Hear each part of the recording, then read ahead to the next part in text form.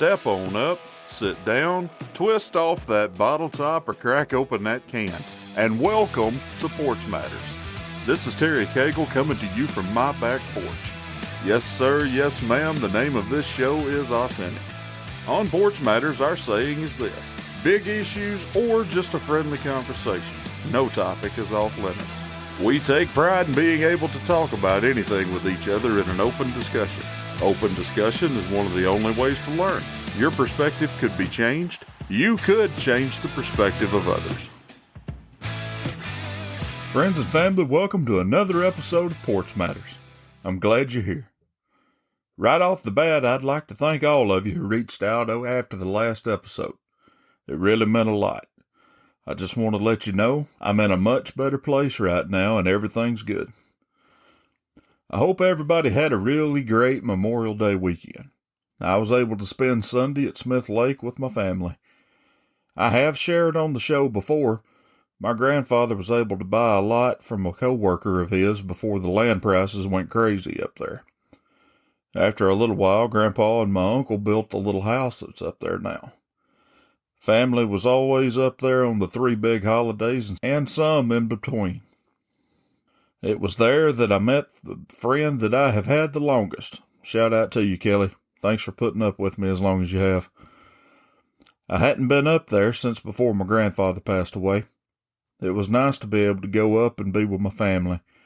Really looking forward to the 4th of July. Friday night I met Stacy up in Haleyville for their annual 911 festival. I got up there late and wasn't able to go around and see all the vendors. I did see on Facebook that friend of the show and the man who made my Porch Matters flag, Hiller Custom Woodworks, was up there. Neil, if you're listening to this, I hate that I missed you. I did get to see Sarah Evans perform. She puts on a pretty good show. If you're in driving distance next year, you should go up to Haleyville and check out the 911 festival. For the food review this episode, Saturday, me, Stacy, and Xander rode up to Muscle Shoals, Alabama, and tried Champy's world-famous fried chicken. I ordered a 3-piece chicken dinner with 2 thighs and a leg. Original. They also have spicy, but I ordered original. And then I had some mac and cheese and fries for my side. Stacy had a chicken salad that she enjoyed. Xander wasn't really hungry, but he did order a side of green beans. Service was awesome. Great atmosphere. My fried chicken was some of the absolute best I have ever had in my life. Champy's world-famous fried chicken is absolutely #fatboy approved, and I can't wait to go back. Go out of your way to go try that chicken. You'll love it. Would you rather question last episode was, would you rather be stuck on an island with 4 people you hate, or be stuck on an island alone? In the Facebook group, Terry Cisco says alone. Roger Williams Jr. says, what if the 4 people I hate happen to like me and they don't know I hate them? That could work. You're right, Roger. That could. Jennifer Hallman says 4 people I hate. I have to eat sometime. And Janice Cagle, which happens to be my mother, says 4 people I hate. On the Facebook page, Robert Jesse Dominguez says, this one is easy. You know this because of my condition last year. I feel I have been given a second chance at life. I am forgiving everyone I can while I'm still here. So hate is a strong word that I am trying to remove from my being. I can work with anyone God presents to me. Robert, you're right. And if you haven't listened to Bigfoot Club, Robert actually tells his story, and it's very powerful. He goes into more detail on his show than what he did whenever he was on ours. I highly recommend that episode. On Twitter, Miss Kitten81 says definitely alone. Totally Buzz says stuck on an island alone. Either way, you'll be driven mad, but at least this way, there will be some peaceful moments. Well, I can't argue with that logic. And Shandy says, me, myself, and Wilson. And he posts a picture of the little volleyball from the movie Castaway. Big thanks to all of you who commented. I really appreciate it. New question this episode is food-based. Would you rather have unlimited sushi for life or have unlimited tacos for life? My answer is unlimited tacos. I love me some tacos. What say you? Please go to the Facebook page, Facebook group, Instagram, or Twitter and comment your answer. Next episode, I will read your comment on the show. Speaking of food, on this episode, Nick Nicholson of Eating Alabama comes onto the porch. Very good introductory conversation. Other than a few messages on Instagram, we had never talked before. Really good guy, and he and his wife are doing some really good things on their social media and their podcast. Without further ado, let's get started. Nick Nicholson, welcome to the porch, my friend. How are you? I'm good, man. How you been? Any better? I don't guess I could stand it. Just little technical difficulties going on today. Hey, that's what it's all about. You got to have those every now and then to kind of keep you on your toes and challenge you a little bit. Well, if I was any more on my toes, my Achilles tendons would be so tight they'd break. So how you been, my friend? How's your week been? Where are you coming to us from? I live in Hoover, and week's been good so far. I'm warehouse manager by day, so we're getting busy at our workplace. So we got a lot of projects coming up for some customers. So this next couple of months going to have me blowing and going. I understand. We're starting to pick up a little bit more where I'm at, and I'm lead driver hauling automotive car parts. So okay, my bunch is based out of Salina, Ohio, but the terminal that I work out of, I'll basically lead driver off of a drop yard in Coleman. So okay.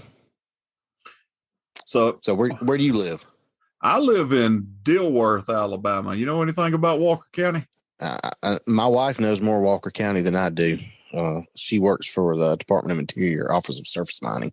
So nice. she's up there a lot doing the inspections and stuff, or working with the state that does the inspections. But I'm familiar with some place, but not that one. My mother retired some years ago from mine safety and health. There you go. So, she works with a lot of those people. Talk to a lot of IMSHA and all the time. So she may know her. So let's just jump right on up into it, buddy. Yes, sir. What got you into blogging about food? Well, my wife and I, we just celebrated our 25th this year, and we've been together. Thank you. Yeah, we've been together for about 30 years. And when we dated in college, we always like to go out. I mean, like most couples, when you're dating, you're going out. And she actually grew up overseas. Her dad worked for the State Department. So she lived in, she was born in Germany, lived in Rome for a few years, and graduated high school in Vienna, Austria. So she's pretty well, not to mention her mom is Chinese. So she's had a different palate than I did, so to speak. I grew up in Bessemer, Alabama, just good old Southern, staple on the table, meat and vegetables, and, kind of family. I mean, that's pretty much what I grew up on. So she kind of started introducing me to a little more different cuisine and stuff, because when she came here for college, and like I said, when we met, she would want to go out and try to find some of the flavors that she remembered growing up. And so like I said, that introduced me to a lot of new flavors. And so through the years, it's just kind of been our thing. It's just finding good restaurants and find a good place to eat no matter where we go. Our daughters, we have three children, two daughters, 24 and 19. They played travel softball for better part of 12 years. And so we would always find, local mom and pop restaurants and places like that when we would go on these travel tournaments. And once that kind of started winding down, as my girls got older, graduated high school and finished ball, that kind of transitioned over to Eating Alabama. And we just kind of started using that spare time that we used to do traveling for ball. We kind of started doing it on our own.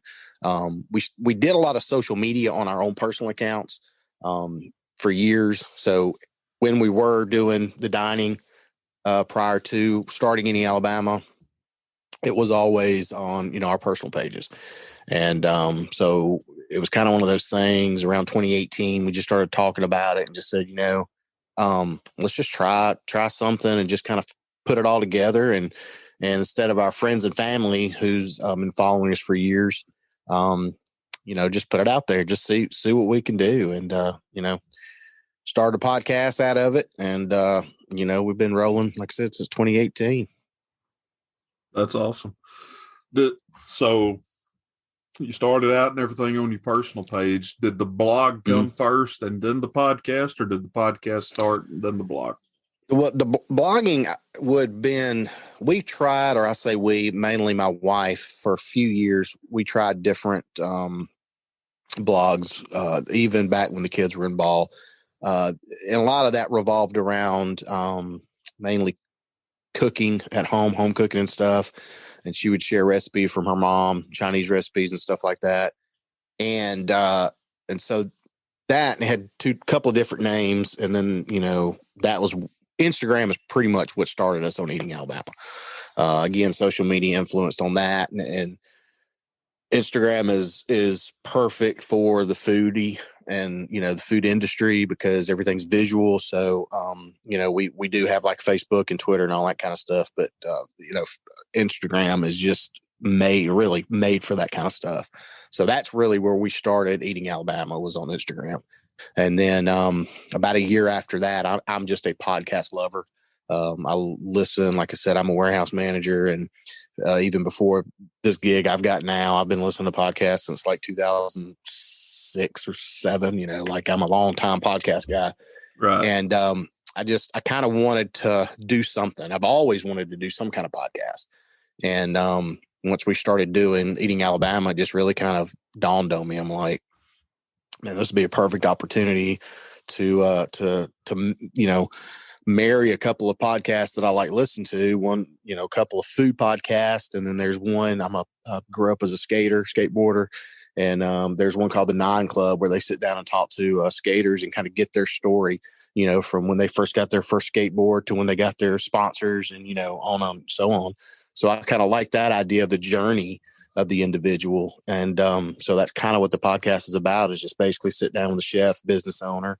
I've had some other social media people on that are kind of in the same world that I'm in, food world, and just hear their story, from where they were born to food that influenced them, people that influenced them, how they grew up and how that transformed into, again, if it's a chef, the training they had, whether it be just working their way up through the industry or whether they went to culinary school, and then, just kind of hear their story and hear their journey to where they are today. We didn't know each other before we sat down and hit the record button, but you're like a kindred spirit because your story sounds so much like mine. Yeah. I've been a long time podcast listener as well. I'm a wrestling fan. Don't hold that against me if you're not. Hey, no. Hey, we're going to SummerSlam. We're going to SummerSlam. I'm taking my son in July, so I'm with you on the wrestling. I want to so bad, but my girlfriend's got other plans, so how that, I understand how that goes. But no, I remember back. I want to say it was like 2010, 2011 when Stone Cold came out with this podcast. Yes, yeah, I seen that, and I was like, "What's a podcast?" I didn't have a clue as to what it was. And that was really what started my love for podcasts. After I started listening to them, I was like, man, it'd be cool to have one. But I never did think that I could. And then all of a sudden, a buddy of mine, actually two buddies of mine, one of them used to be a co-host on the show with me for a little while.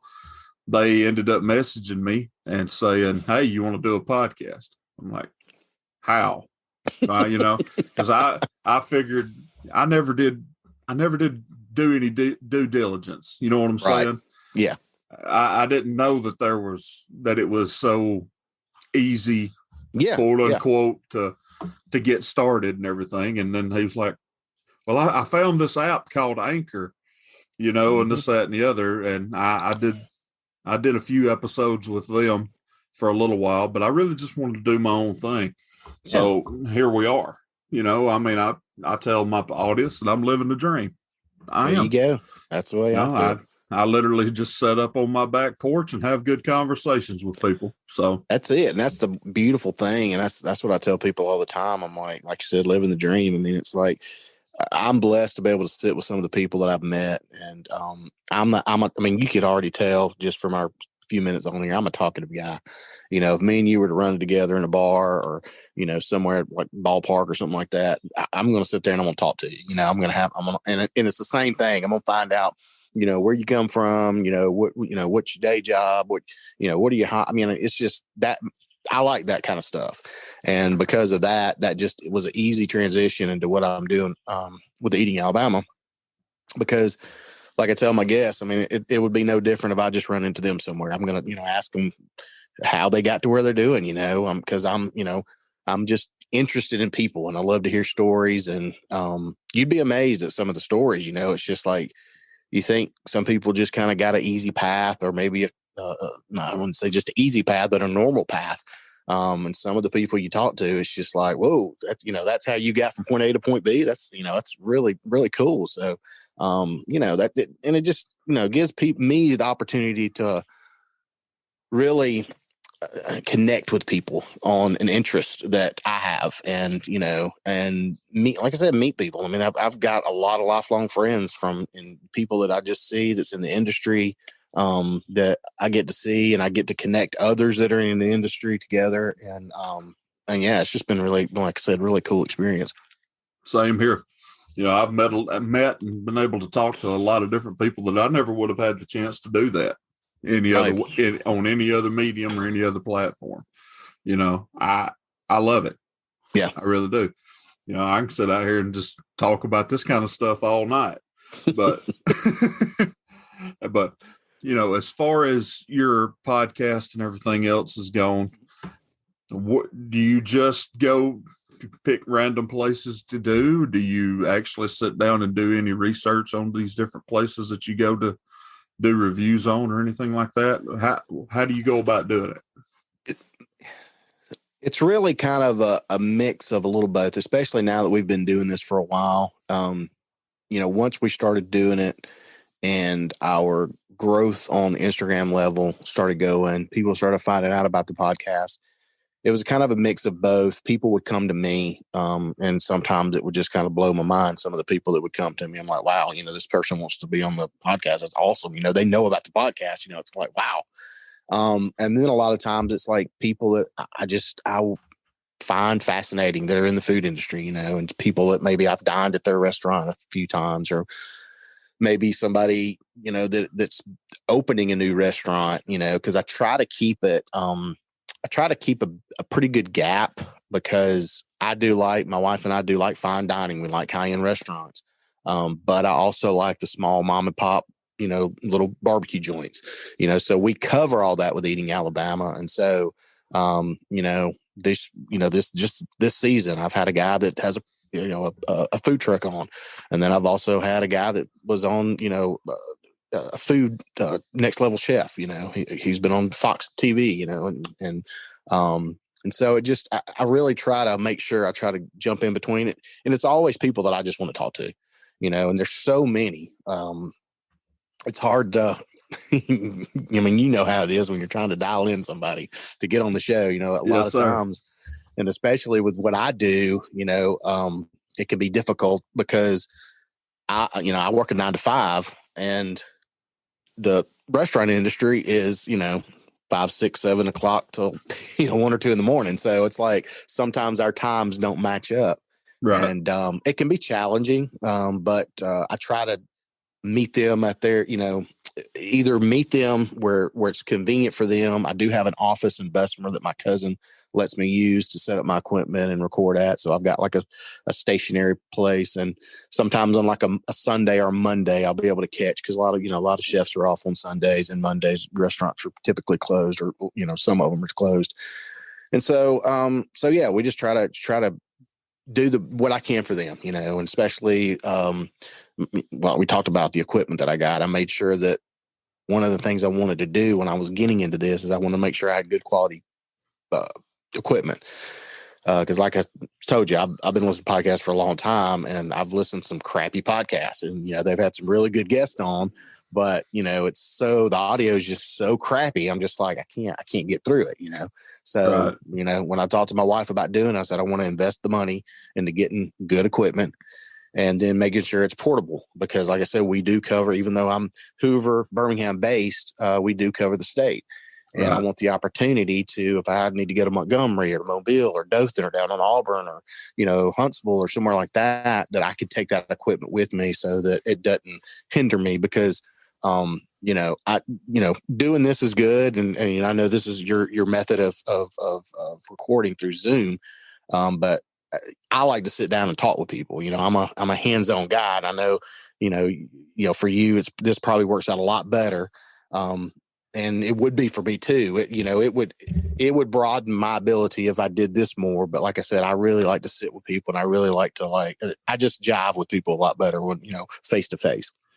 It's got its good points and it's got its bad points. Exactly. That is exactly right. I can have conversations with people in other states, and I've actually had conversations with people in other countries. I've had 2 different episodes where I've had different guests from England. That's awesome. But I agree with you wholeheartedly. If I have the choice, I would rather do it in person. That way that I could actually sit there with you. It feels completely different. This is great. Technology is great. Oh, it is. You're right. But nothing will beat the in-person, face-to-face live conversation. Right. But that's the beauty to what, like you said, the technology and the equipment we got. Anybody can get on and start a podcast and have any guest from anywhere they want. And, it's awesome. So just getting back to the food review, I've also started to do a little bit of a food review here and there as well. Yeah. We're talking about how you get everything set up and everything. Let's just, I do got an idea. I'd like to hear, I love a good steak. Okay. Out of all the places that you've been in this state, can you give me a top 5? I'll be honest with you. I probably can't give you a top 5. I could probably give you a couple. And I say that because I don't do a lot of steaks. My wife doesn't like a lot of red meat. Okay. But there are a few places. One that comes to the top of my mind would probably be crap. I'm trying to think of what the place is called now. Kind of put me on the spot. Well, I didn't mean to. I really didn't. I tell you what, we'll just change the question up a little bit, and you can think about it. Yeah. Tell me some of your favorite places that you've been. Lucy's down in Auburn is probably one of my favorite restaurants, and I don't like to use favorites. I hate to say that because, again, we have, my wife and I, we have such, different palates, and people come to me all the time. It's like, what's your favorite burgers? What's your favorite pizza? And I'm like, things are so different. So it's kind of hard. And then it depends on what mood I'm in. Right. So usually I can say, here's my, top. And I would say Lucy's down in Auburn is probably one of my top restaurants in the state. Just because the food, the quality is good, obviously, but the owners have a really good culture within that restaurant.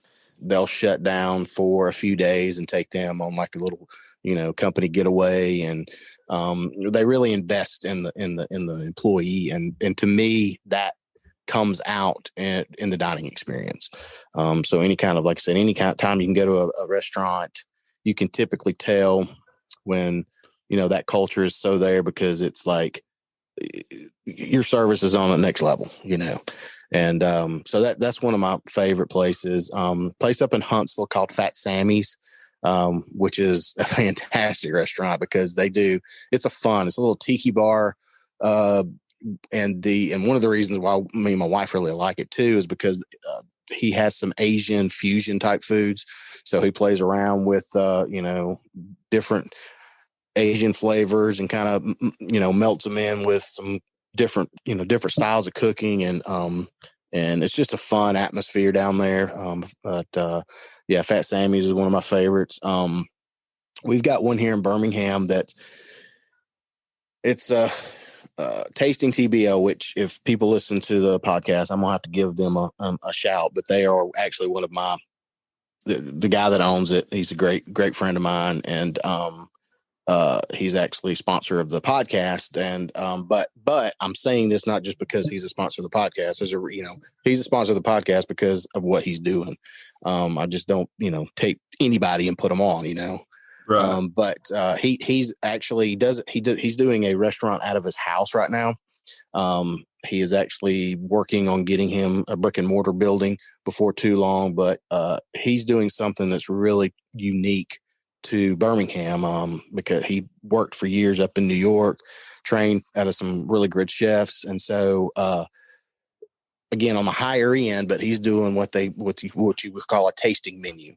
And a lot of people would say, small little bites and all that kind of stuff. You always hear people kind of joke around about that type of food. But that's what he does. And, but it's anywhere from a, 6, 8, 10 to 12 course meal, and he does wine pairings or beer pairings. And it's one of those experiences that's just unique to really the state. I mean, like I said, you can find it in some larger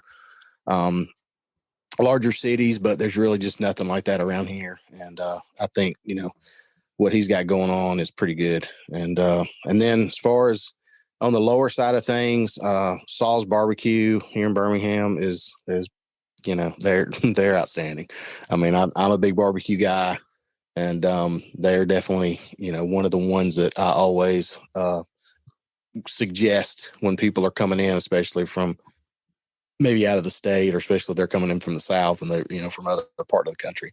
I always tell them that Saul's is probably some of the best Southern barbecue you can get.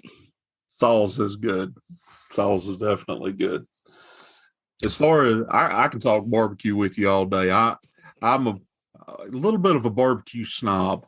Yeah, I really am. Yeah, it's got to be really good for me to be able to throw out the endorsement. I'm with you. Johnny's Barbecue up in Coleman. If you've never tried it, I haven't. Strongly put them on the list. I strongly suggest it. I've got friends that up in Memphis, so I get up there. I don't get up there near as often as I should, or as much as often as I need to. But I start craving Memphis barbecue. There's nothing like Memphis barbecue in my opinion, other than maybe Kansas City. Yeah. When you get into Kansas City, I mean, and again, it's such a different dynamics to what they do. Yes, it is. But you can tell. I mean, it's definitely shows the technique, the style, the flavors. I mean, it's wild. And that's one of the things I always tell people, barbecue, it's just it's one of those that's just really, it can be anything, I mean, it's just, I don't know. You know what I'm saying though. Oh, yeah. And some of the best barbecue you'll ever try is usually in a building that you don't really want to go in. Or it's in or it's in a storage building on the side of the highway. Most food I've ever had is like that. We had, again, I told you my wife, she's a government employee, and it's been a few years ago. probably, well, obviously pre-COVID, probably 2018. Sometimes we'll take family vacations if she's got like a conference or she's got to do something. But we went to, she had to go to DC. So we took the kids and went there, and I just wanted sushi. I was like, want to find a good sushi place. And so of course I get online like I normally do. Anytime like most people do, when you're in a new city, you're going to start looking things up. And, it said on there that this place was really good, and had, a bunch of stars and all that kind of stuff. So I was like, it wasn't too far from us. So I was like, let's go to it. And it was kind of the same thing, man. You went down this alleyway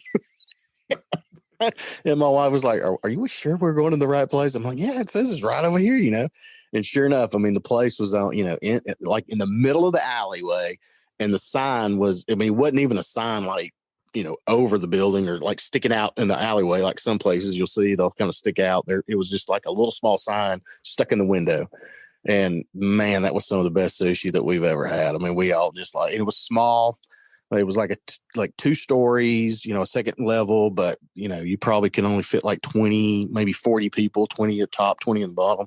But yeah, it was fantastic. But yeah, like you said, some of those little dingy, small, rundown places. I tell people all the time, don't be scared. Just go in, try it out, because it could change your life. Well, what's the worst thing that could happen? Exactly. You don't like the food. You don't like it. Yeah. Big deal. You still had an experience. You still got a story to tell.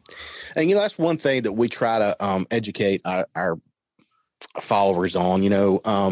We don't typically, because people always say, call us food critics. I'm like, we're not critics. We don't, we're not gonna judge a restaurant. We have been to some places that we didn't like, and if we didn't like them, we didn't say anything about it. Nobody would know that. Right. Anybody that follows us probably would not know some of the restaurants that we've been to that we didn't care for, because we just don't cover it. Right. But a lot of times, if I do go into a place and I didn't have a good experience, I've learned over the years, and I guess maybe it's just wisdom as you grow older, you can't really take too much fault, because I hear people all the time, they'll just bash a place because they didn't like it or it wasn't good or wasn't that. People are working there, they're human beings. Everybody has a bad day. That's it. And if I go to a place and I didn't have a good experience, depending on where it is, if it's a local place somewhere that I can go to again, I'll give them another opportunity. Yes. I'll go and try them again, because, like again, chef could not have been there that day. Might have had a backup. He might have been in just anything could be going on. And so I try to take in consideration the human aspect of things when it comes to, dining out, because you got to. I mean, everything doesn't always work the way that we want it to work when we go to work every day. It doesn't always pieces fall into place. And, it's the same way with the restaurant industry, hospitality industry. Not every day is going to be great for them. And so I tried my best to kind of give people, the benefit of the doubt, and give them opportunity and give them another opportunity again, if it didn't work out. And I've told a lot of people that, try to be open-minded and try to understand. I mean, I get it. Some places I've been there, terrible experience. But, you kind of got to step back and just still understand that these are people, they're humans, and it all don't always go right. I usually try to give, whether I'm thinking about doing a review of a place or whether or not I'm just wanting to eat there, is nothing to do with the show. Right. I'll give them 3 shots. I used to play baseball. There you go. 3 strikes. Same thing. You're out. Yep. So I will say this, I can count on one hand how many that's actually gotten to the 3rd strike. Yes. Yeah. I'm the same. I mean, it's very few that you're going to get to where they're not going to live up to what right. The 2nd or 3rd time. If you go to a place that just now opens, you got to let them work the kinks out. That is very true. And I've told a lot of people that. Yeah. Don't expect fantastic service and fantastic food on the first time that you go somewhere when it's just open, because again, they got to work the kinks out. Yeah. You got your meat was overcooked. Well, that cook might have been having a bad day. That cook might be brand new. You never know. Yep. So totally agree. And there's some places, I know some people that'll go to a place, and then as soon as they have one bad experience, they write it off. Yeah. That's crazy. Why are you discounting all the quality experiences that you've had? Right. Just to this one just because of one. Yeah. Totally agree with that. But what is your favorite type of food?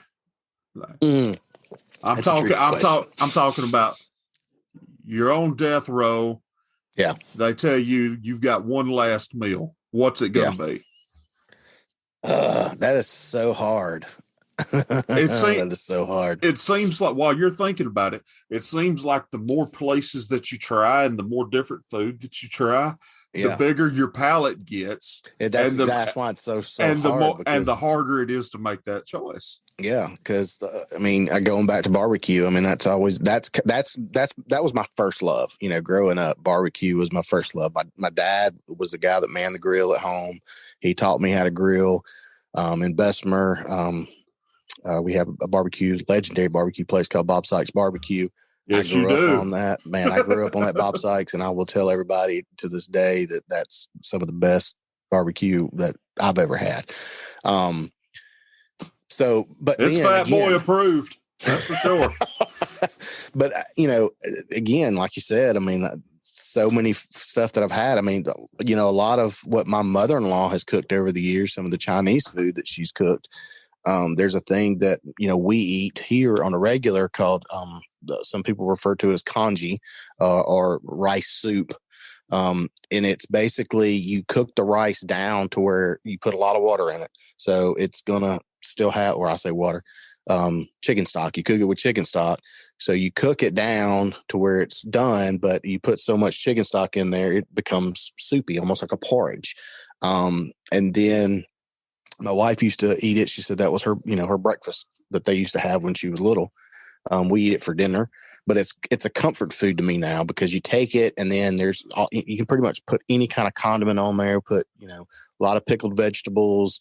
They have this stuff called pork floss, is what but it's like shredded pork, dried pork. It almost looks like that old beef jerky that you get out of like a dip can when you were little. That's pretty much what it looks like, and it's really good. And like I said, just any kind of extra food, sauces or whatever, hot sauce and stuff like that. And that's become one of those things over the years that it's because I've grown up eating it.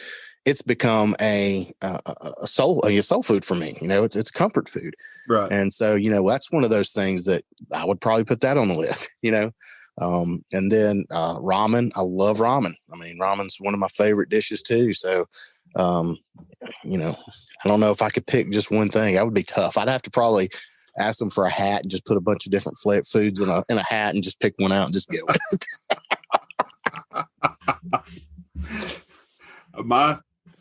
Mine, if you were to put a gun to my head right now, I would want some different things from some different restaurants. I would want that 48-ounce tomahawk ribeye from Marshall Steakhouse that I had up in Mississippi. Nice. And my two side items would come from Nicky's West off of Finley Boulevard in Birmingham.